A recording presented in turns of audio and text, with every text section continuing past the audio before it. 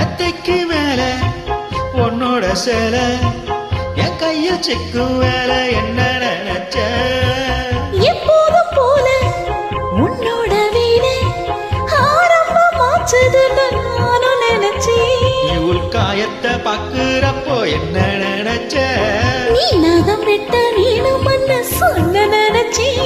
நான் உன்னோடு ஒன்னாகும் நேரத்தில் உன் பூந்தேகம் தாங்குன்னு நினைச்சியா கல்யாண சொர்க்கத்துல கச்சேரி நீரம் ஒண்ணு கட்டி போடுச்சேன்.